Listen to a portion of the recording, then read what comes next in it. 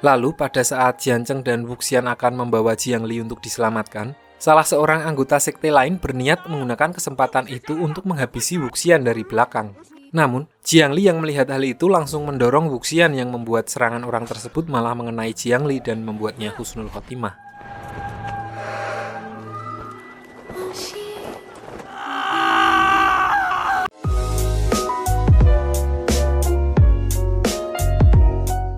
Di tengah kondisi psikologisnya yang sedang tidak stabil, orang-orang di sana malah semakin memprovokasi Wuxian dengan menyalahkannya atas kematian kakaknya.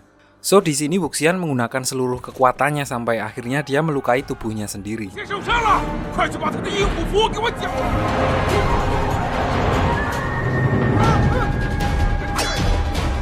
Sampai di sini, dia memutuskan untuk membuang segel harimau Yin dan dia melihat alasan kenapa apapun yang dilakukannya selama ini tidak pernah sejalan dengan para pemimpin sekte lain.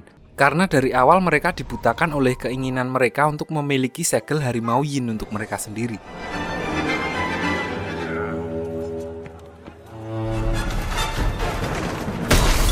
Di sini diperlihatkan untuk mendapatkan segel tersebut, mereka tidak segan-segan menghabisi kawan atau lawan yang mendapatkan segel tersebut terlebih dahulu.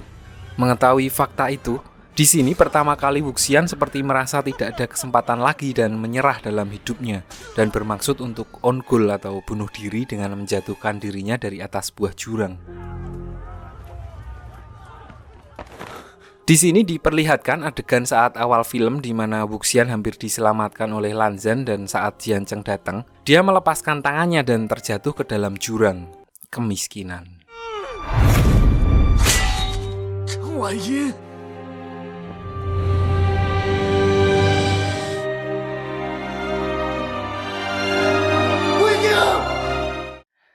Kembali ke 16 tahun sesudah peristiwa tersebut, saat Wuxian dihidupkan kembali menggunakan tubuh orang lain, di sini Lan Zhan mengenalinya dan dia berkata kalau Jiancheng lah yang pertama mencarinya di dasar tebing dan berharap kalau Wuxian masih hidup.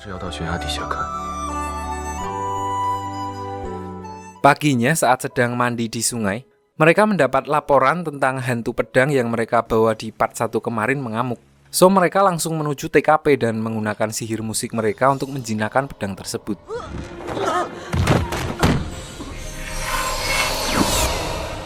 Dan setelah dicek, ternyata memang benar kalau pedang tersebut terinfeksi oleh kekuatan segel harimau Yin. Dan pedang itu juga mengarah ke sebuah tempat, yaitu Sekte Raya. So, paginya Wuxian dan Lan Zhan langsung pergi menuju Sekte Raya, tempat pedang tersebut mengarah.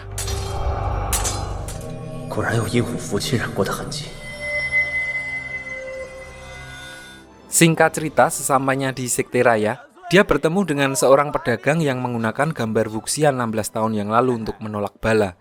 Dan diperlihatkan gambarnya malah agak lebih mirip saya daripada Wuxian.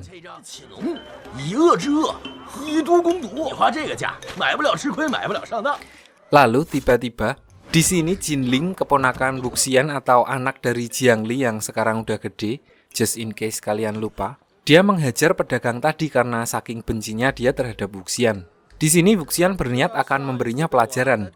Namun, ternyata Jinling mempunyai peliharaan seekor anjing yang dimana Wuxian udah sangat trauma ketika melihat anjing. Beruntung di sini Lan Zhan datang tepat waktu untuk menolongnya.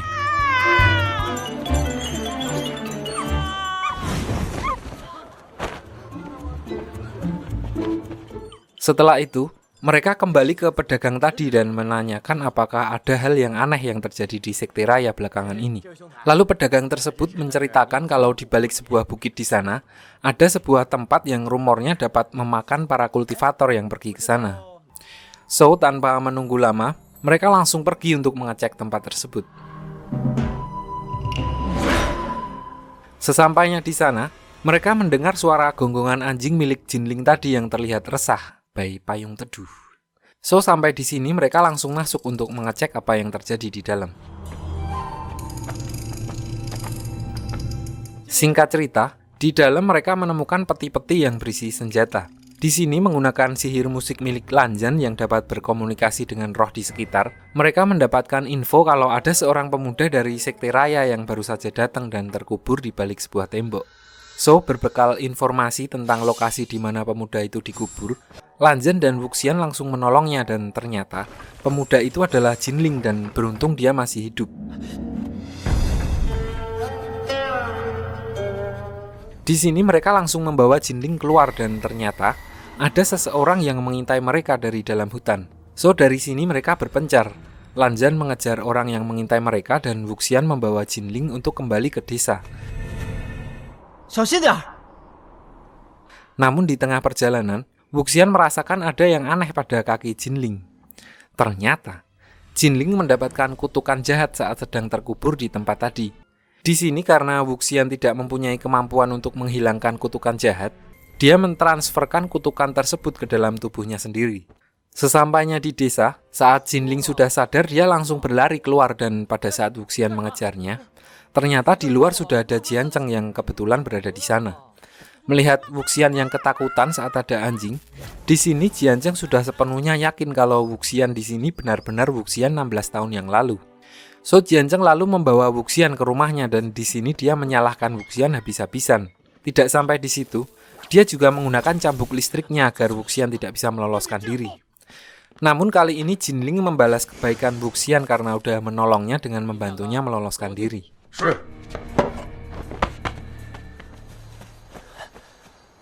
Singkat cerita, setelah dibebaskan oleh Jinling yang masih belum mengetahui identitas Wuxian yang asli, di luar dia bertemu dengan Lanzan dan di sini Lanzan sudah menemukan orang yang mengintai mereka waktu berada di bukit, yaitu Huaisang, teman sekelas mereka waktu berguru di Sekte Gusu. Diceritakan pada masa sekarang, Huaisang memimpin sekte raya menggantikan kakaknya yaitu Golok Merah yang udah meninggal.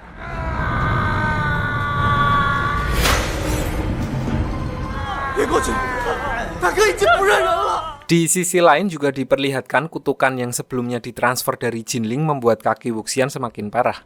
So, mereka langsung menuju ke sebuah penginapan untuk menemui Huaisang. Di sini karena udah tidak bisa mengelak, dia menjelaskan kalau tempat itu adalah kuburan para leluhurnya dan tempat menyimpan benda-benda pusaka para pemimpin klannya terdahulu. Dia juga menjelaskan kalau dulu tempat itu pernah akan dijarah sama bajing loncat. Namun mereka semua malah tewas terbunuh oleh golok pusaka yang ada di sana. Dari situ, dia memanfaatkan kejadian tersebut untuk menyebarkan cerita tentang kuburan yang memakan manusia agar tidak ada lagi yang pergi ke sana.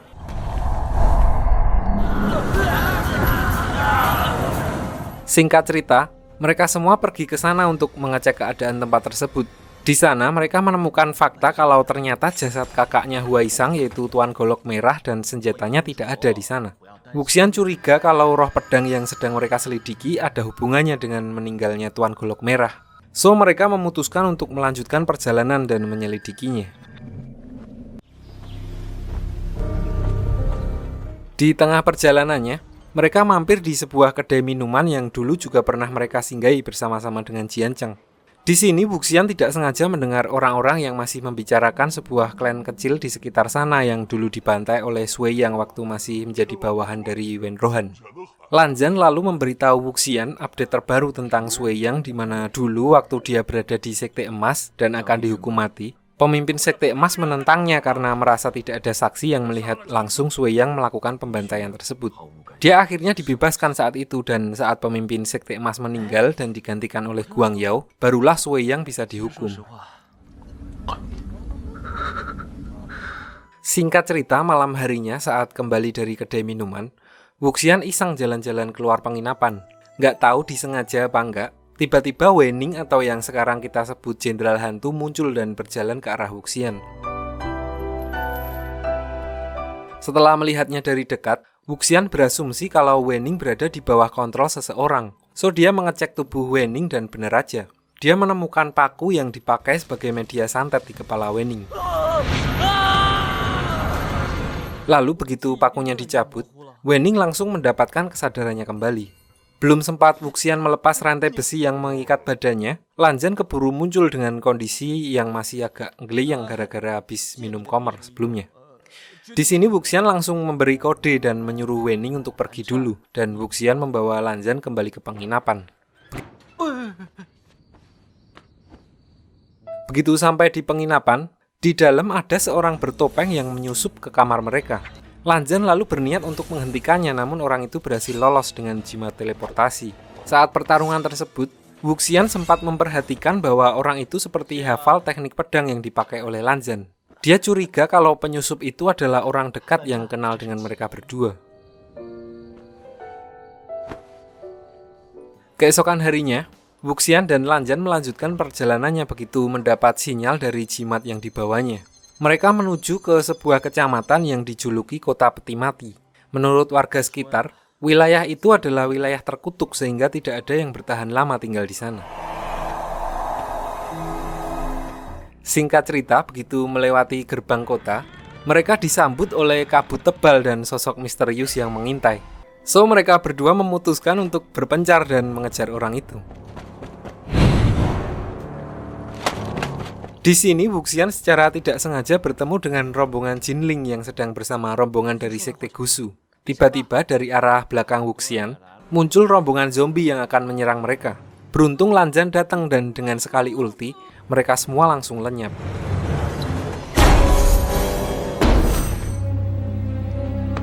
Di sini Wuxian agak heran karena seharusnya zombie-zombie itu berasal dari segel harimau yin yang diciptakannya dulu.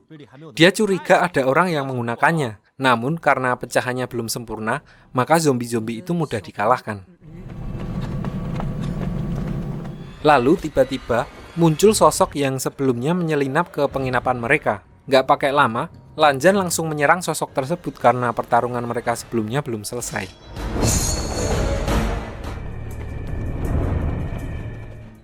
Sementara Lanjan sibuk bertarung, Wuxian membawa rombongan bocil-bocil ke tempat aman karena ternyata beberapa orang dari rombongan itu keracunan akibat terkena serpihan dari zombie yang tadi baru dimusnahkan.